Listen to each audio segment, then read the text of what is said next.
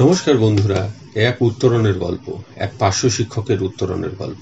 এক পার্শ্ব শিক্ষক, তিনি পার্শ্ব শিক্ষকতা শুরু করার পর তিনি সহশিক্ষক পদে যোগদান করেন।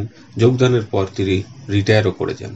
কিন্তু তার যে কোয়ালিফাইং সার্ভিস, সেটা 10 বছর পূর্ণ না হওয়ায় তাকে পেনশনের সুবিধা দেওয়া হয়নি।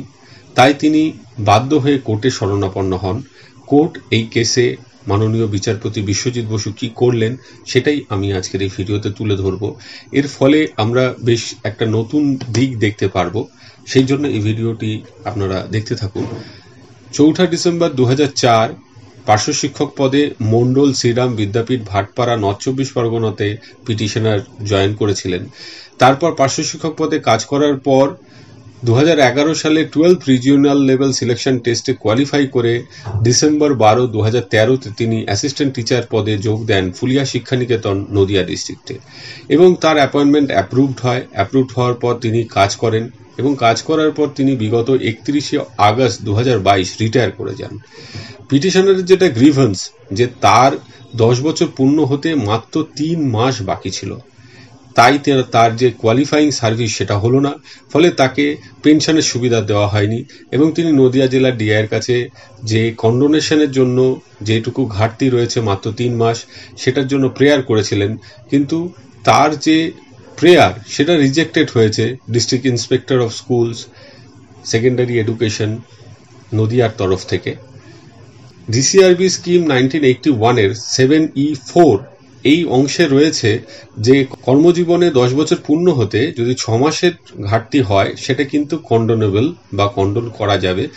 তাই কোর্ট এই জায়গাটা কিন্তু কন্ডোন করেছে, যেহেতু মাত্র তার 3 মাস 10 দিন শর্টফল হয়েছে, 6 মাসের মধ্যে রয়েছে। তাই এখন 7E4-এ যেটা ছিল, upon any condition which it may think fit to impose, government may condone a deficiency of 6 months in qualifying service of employees of non-government sponsored aided educational institution organization.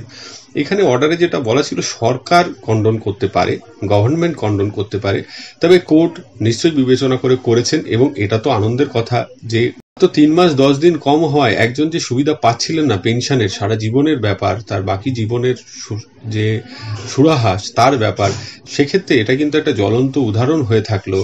এবং তার ফ্রেশ পেনশন পেমেন্ট অর্ডার দিতে বলা হয়েছে।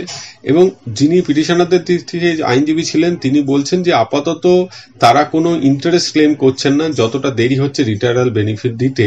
কিন্তু যদি দেখা যায় যে এটা অত্যন্ত দেরি হয়, তাহলে তারা আবার পুনরায় ফ্রেশ একটা রিট পিটিশন কিন্তু দাখিল করবেন। তো এই মোটামুটি রায়ের কপি।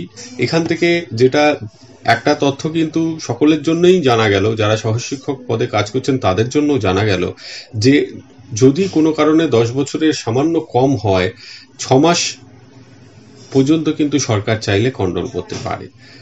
আর পার্শ্ব শিক্ষকদের জন্য এটা অত্যন্ত গুরুত্বপূর্ণ। এক পার্শ্ব শিক্ষক শিক্ষিকাই এখনো পর্যন্ত আপার প্রাইমারি লেভেলে তারা 10% রিজার্ভ সিটে পেতে পারেন। অনেকের হয়তো এই রিটায়ারমেন্টের সময় 10 বছর পূর্ণ হতে কিছু ঘাটতি হতে পারে, তাদের কাছে এই রেফারেন্সটা থাকলে তারা কিন্তু কিছুটা নিশ্চিন্তে কর্মজীবনটা কাজ করে যেতে পারবেন এবং তাদের ভবিষ্যৎটা কিছুটা সুরক্ষিত থাকবে।